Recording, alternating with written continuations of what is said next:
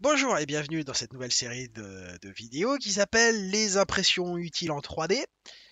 Parce que je me suis dit que c'était utile de faire ça. Pourquoi? Parce que généralement, ce que j'ai vu dans les imprimantes, enfin dans les vidéos qui font de l'impression 3D, c'est qu'après ils tournent très vite en rond sur des impressions inutiles de figurines et compagnie. Qu'est-ce qu'on peut faire avec une imprimante 3D une fois que on s'est amusé un peu avec? Qu'est-ce qu'on fait avec? Vu que ça peut tout faire entre guillemets, on sait pas trop quoi en faire. Et ben c'est très simple. Moi, il y a pas longtemps, on m'a demandé d'imprimer des bitonios pour un jeu de plateau. Je ne connais pas le nom du jeu de société, on m'a juste donné des fichiers 3D à imprimer qu'il a fallu que je modifie pour les mettre à la bonne échelle, à la bonne longueur et tout ça, et puis les imprimer. Le gars, au lieu de contacter la compagnie pour commander ses pièces, si jamais elles étaient disponibles, hein, il a fait appel à mes services. Du coup, bah, moi, je lui ai facturé ça au poids de l'impression 3D, plus un petit quelque chose pour les frais de port et le temps que j'ai passé pour corriger les modèles 3D pourris qu'il m'avait donné. D'ailleurs, vous voyez là, il m'a fallu un, 2, 3, 4 modèles 3D différents pour arriver à faire un wagon en 3D imprimé. Parce que le modèle qu'il m'avait donné était tellement pourri qu'il a fallu que je découpe des bouts pour les mettre dans d'autres fichiers, que je réassemble les fichiers. Enfin, c'était un bordel sans nom. Mais lui, ça lui a coûté moins cher que s'il devait commander quelque chose et moi, ça m'a permis d'apprendre. Bon, donc on peut refaire des jetons enfin des jetons, des pions ou des petits trucs en plastoc des jeux de société. On peut faire ses propres figurines Warhammer ou de je sais pas quel jeu de plateau sur table, hein. On peut se faire aussi des petits accessoires pour les jeux de rôle, ce genre de trucs, hein. Et pour ceux qui jouent à Magic, on va faire quelque chose qui va servir aussi, hein. Ça va être tous les tokens et les jetons, par exemple pour les jeux saprobiontes, hein. Saloperie. Mais enfin bon, c'est pas le sujet de la vidéo. Enfin si, presque. Donc là, dans les impressions utiles, la première impression utile qu'on va faire, c'est justement des jetons. Pourquoi? Bah parce que j'ai pas toujours une pièce d'1 euro sur moi quand je vais faire mes courses pour le caddie. Et il y a eu plus d'une fois, il a fallu que je retire 10 euros, que j'aille à la boulangerie ou je sais pas quoi, acheter un petit truc pour avoir de la monnaie pour ensuite mettre dans le caddie. Ce qui m'a bien gonflé, il m'a fait dépenser de l'argent inutilement, entre guillemets. Donc là, je vais m'imprimer autant de jetons d'1 euro pour caddie que je peux en imprimer d'un seul coup. Donc entre 10 et 15, grosso merdo, je pense. Donc, une pièce d'1 euro déjà, ça fait quelle dimension? Bah, moi j'ai mesuré pour vous. Ça fait 23 mm, enfin 23,25 mm. En épaisseur, ça fait 2 mm 35. Pourquoi ça va avoir son importance? Parce que dans Blender, va falloir qu'on sélectionne notre échelle, hein. Donc là, on voit qu'on est avec un cube. Et puis je vais vous dire sur les touches sur lesquelles j'appuie si jamais ça vous intéresse. Et de toute façon, ça vous intéresse. Donc alors pour se déplacer dans la vue en rotationnant autour du cube, moi j'utilise le clic molette et puis je tourne tout autour. Ok.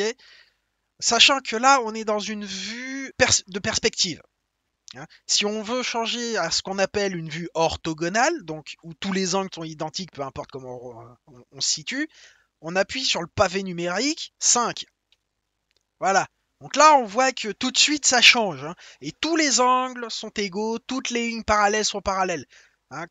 On repasse en mode perspective, et là, on voit que dans le repère, toutes les lignes ne sont plus parallèles et que les angles ne sont plus égaux.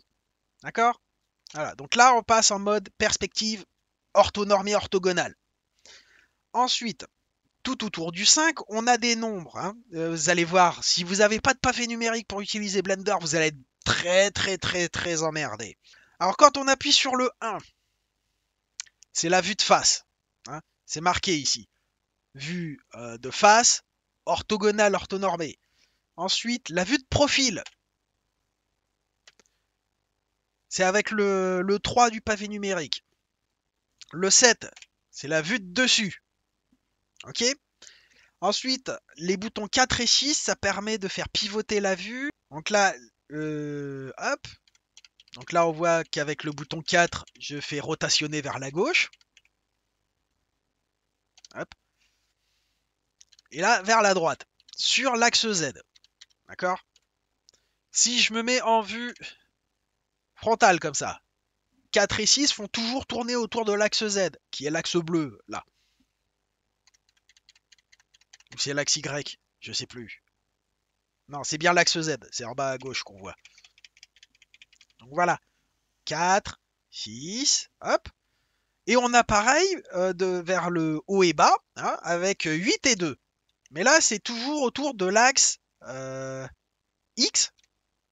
Ouais, c'est ça, autour de l'axe X.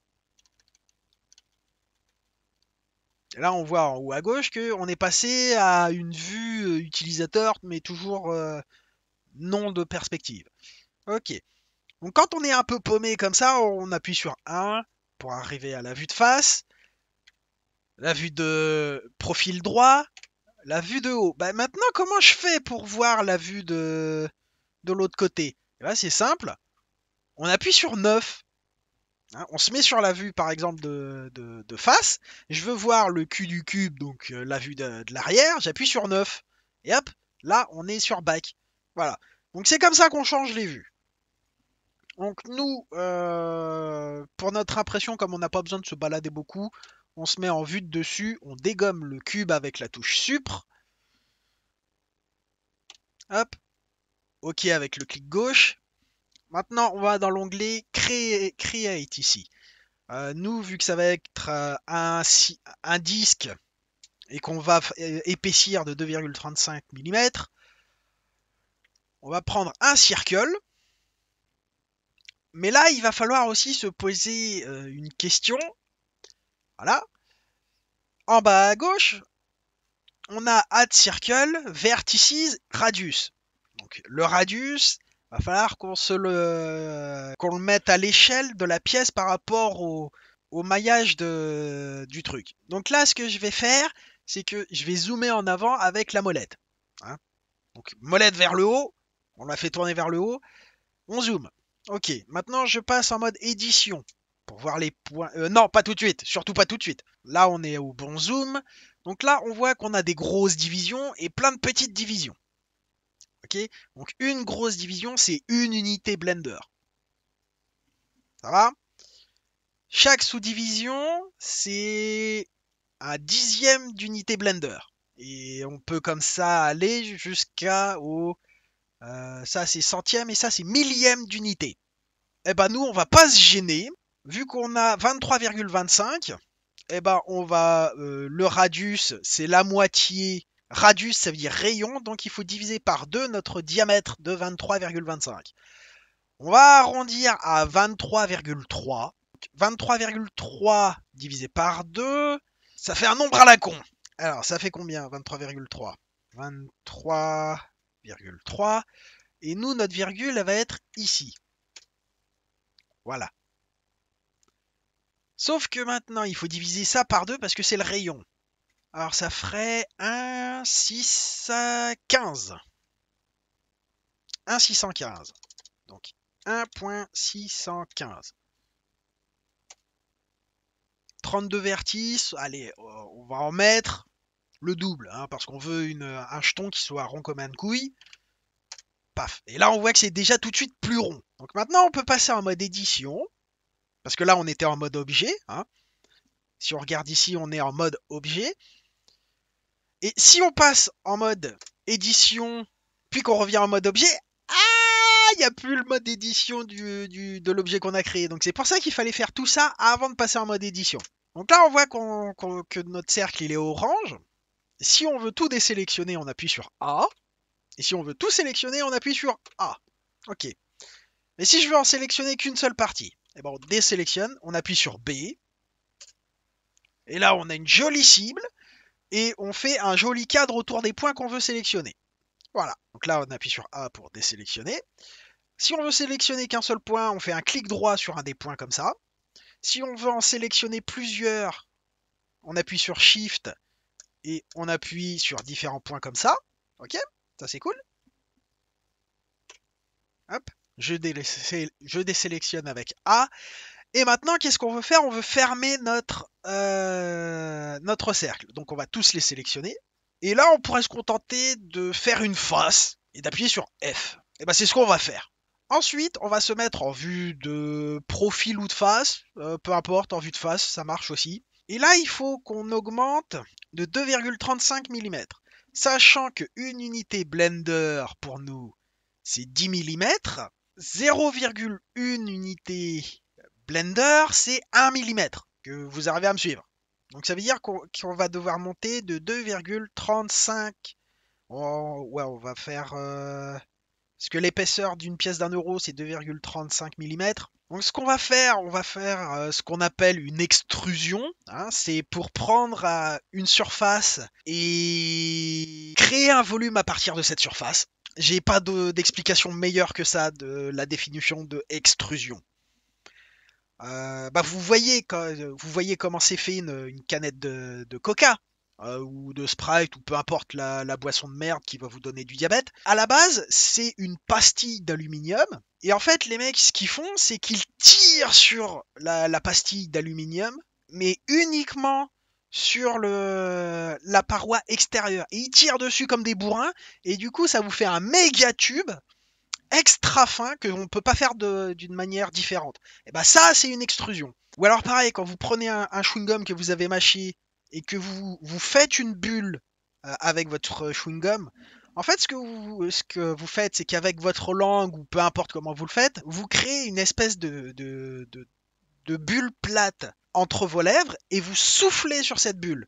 Et du coup, vous extrudez grâce à de l'air votre chewing-gum pour en faire une boule plus ou moins ronde qui après vous éclatera à la gueule et vous en mettra plein les cheveux et les sourcils et les cils. Enfin bon. Donc pour extruder, on appuie sur E. Ok, et là on voit que notre extrusion est enclenchée parce qu'on a un axe qui vient de se faire. Si on bouge la souris, voilà. Donc maintenant, si je continue de bouger et qu'on regarde en bas à droite là, hein, on voit, ça il est passé de l'autre côté, donc en bas à droite là, il y a des nombres qui bougent. Là, s'ils sont en négatif, là en positif. Hein. Et bah comment on fait 2,35 là-dessus? Donc on avait dit c'est 0,235. Hop.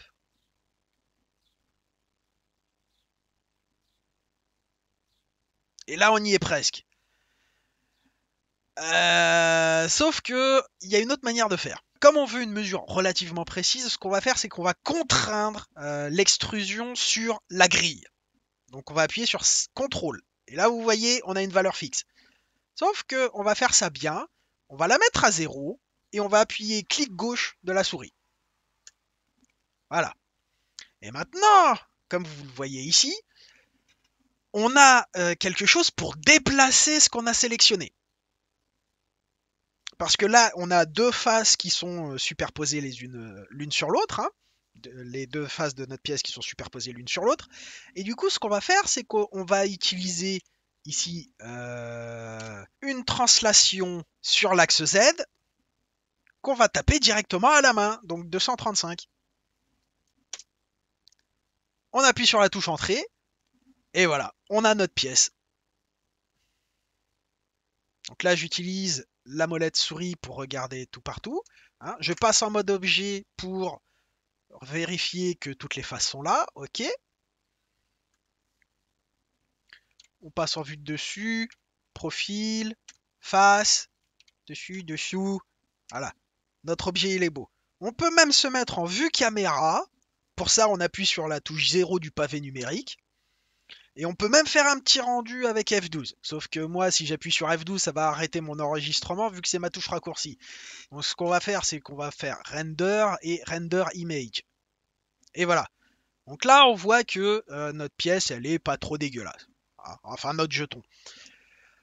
Voilà. Donc là, tout ce qu'on a à faire maintenant, c'est exporter notre truc dans un format de fichier que le logiciel de l'imprimante 3D est capable de comprendre.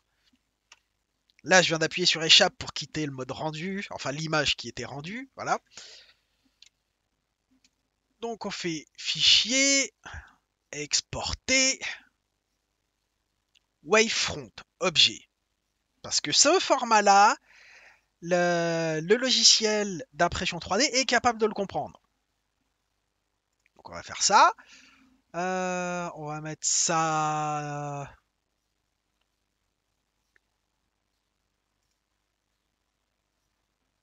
Hop, on va créer un nouveau dossier. Où est-ce qu'on crée un nouveau dossier là-dedans? Ici. Ouais. Impression. J'ai pas déjà un dossier impression? Non, j'ai un pot, mais pas impression. Ok, on va dans impression. Ok. Et on va l'appeler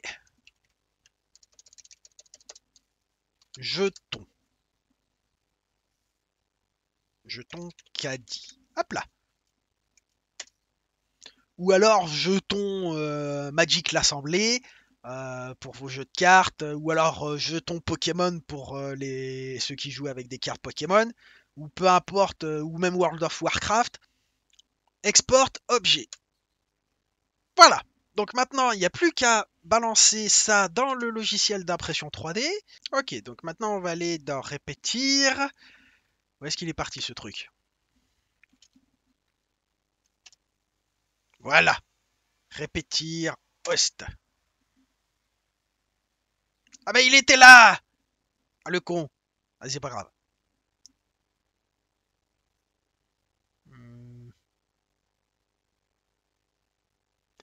Je vais rester avec ma version actuelle, hein. Donc voilà, ça c'est... j'ai pas encore branché l'imprimante, hein, mais bon. Alors, fichier chargé. Donc, hop, on va dans imprimante ou impression, je sais plus. C'est après impôt, voilà. Ouvrir. Et là, c'est le bordel. Le fichier, il va pas. Bon, eh ben on l'enlève. Alors, pourquoi ça va pas?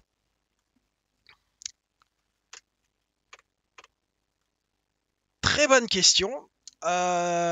Pour ça, on va aller dans l'onglet 3D Printing. Alors pour ça, il faut activer le plugin d'impression 3D. Alors check all. Euh,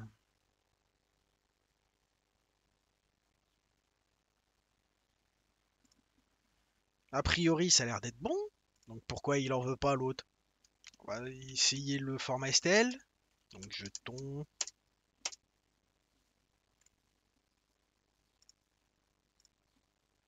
Bon, bah ça marche en STL, écoutez, hein. Alors,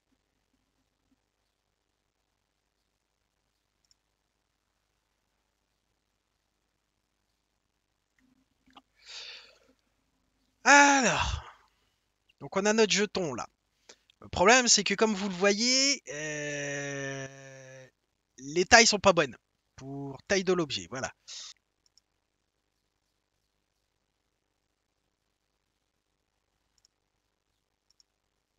Alors, on avait dit que c'était, je ne sais plus.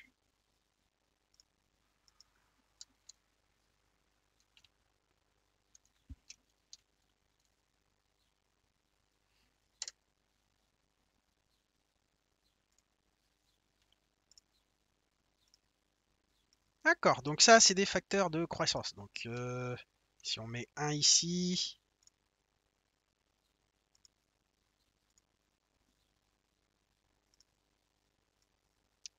d'accord, bah, il en faut 10 fois plus. Donc, hop, ça fait 10.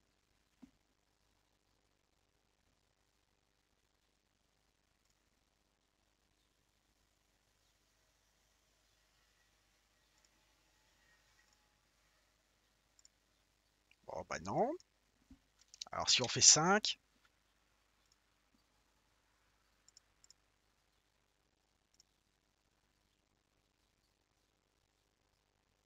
pas encore ça, il faut bien 10 du coup.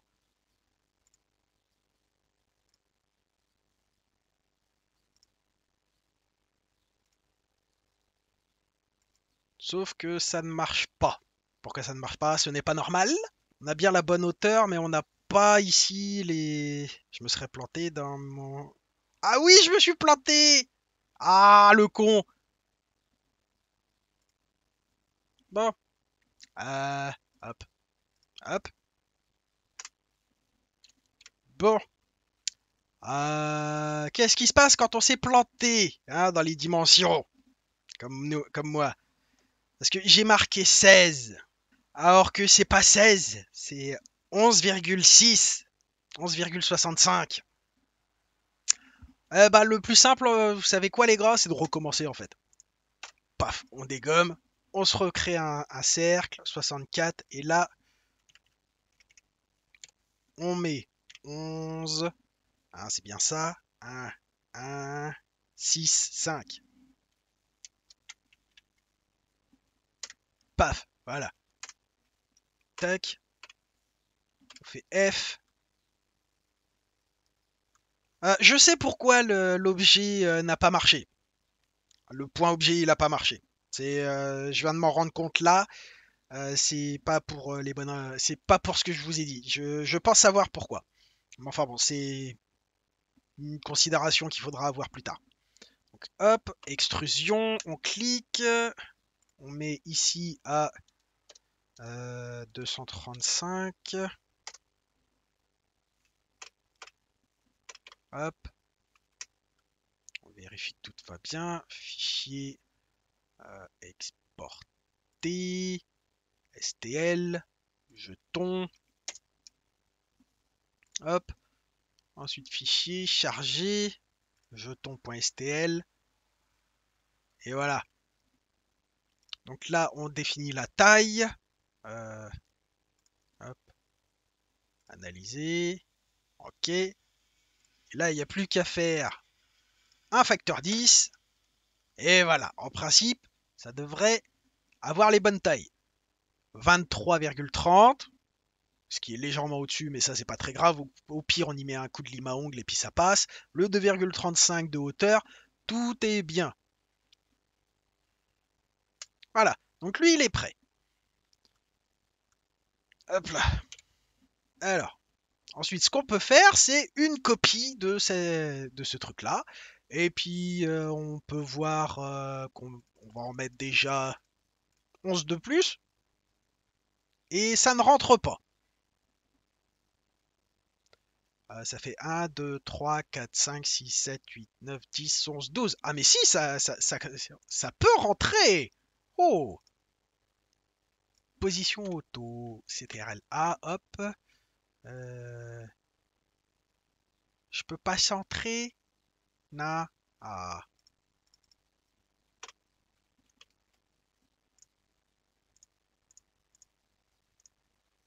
Bon, ceux-là, ils sont blancs. On sait pas pourquoi, mais c'est pas très grave. Donc là, on a de 4 à 15. Et je vais en mettre deux autres de plus ici. Mince, c'est pas ça. C'est ça. Et je vais en copier deux de plus. Sauf que non, c'est pas comme ça que je voulais que ça se range. Euh,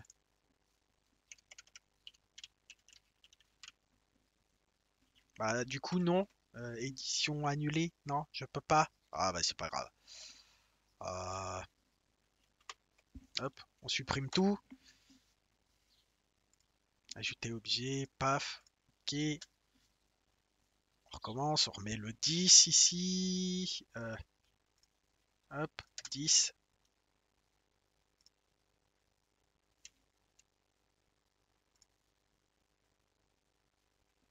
Analyser, paf. Ok, ça c'est cool. Et on va copier l'objet. On peut le copier, allez, 12 fois. Sauf que c'est en train de sortir des cadres. Hop.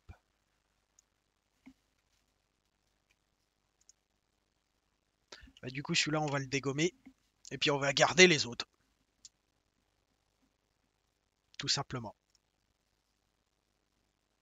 Bon, il veut absolument me le mettre comme ça. Je sais pas pourquoi. C'est pas grave. Voilà. Donc bah voilà, ça va me faire 12 jetons, hein, quelque chose comme ça, 3 x 4, 12, ouais c'est ça, j'aurais pu en avoir 14, mais 12 jetons, ça ira. Du coup, bah il n'y a plus qu'à brancher l'imprimante 3D et vous filmez l'impression. Bon bah ça m'a l'air pas mal, hop. Voilà, bon, bah dès que j'ai branché l'imprimante euh, et que j'ai configuré la webcam pour enregistrer ça de manière à peu près correcte, je vous retrouve. Voilà, euh, tout est prêt en principe. Il n'y a plus qu'à lancer. Alors comme j'ai dû faire quelques petits réglages, hop. Temps d'impression 1h22 minutes. Ouais. Ah, bah c'est pas grave. Ah, c'est là, imprimé. Ah bah je pense qu'on peut y aller là.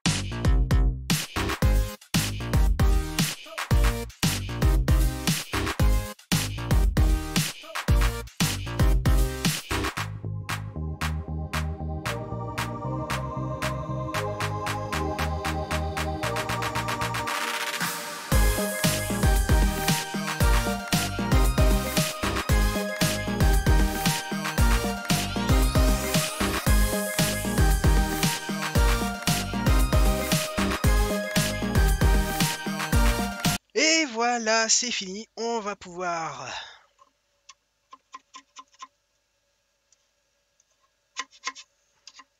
essayer de les décoller. Putain la vache. Non mais les gars.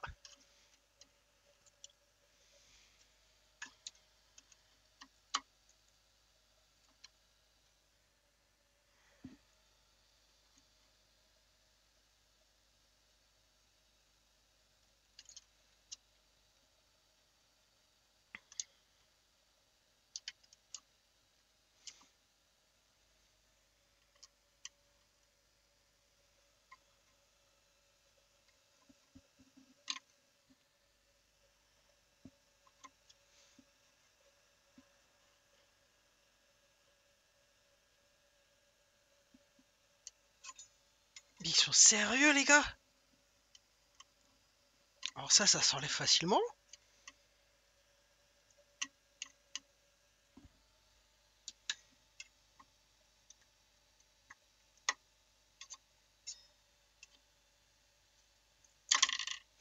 Voilà, ça y est, j'en ai vu un.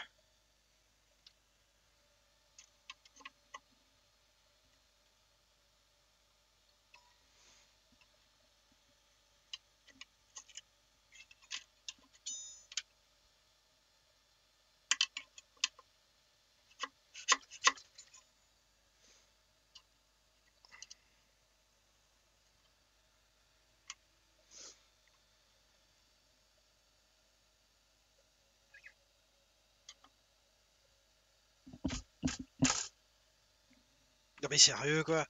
Bon, bah en attendant...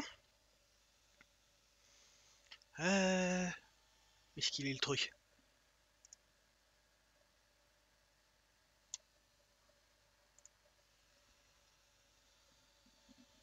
Ok.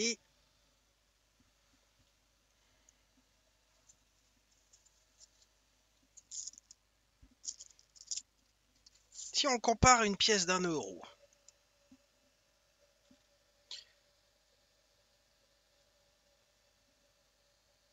Eh, puis le jeton il est pas dégueulasse hein.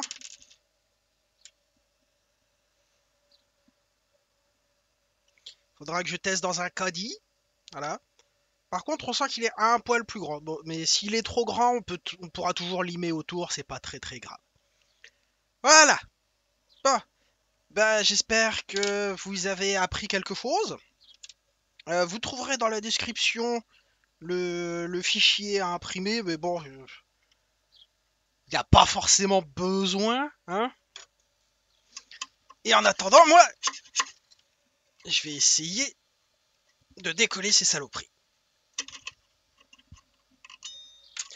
Bye bye!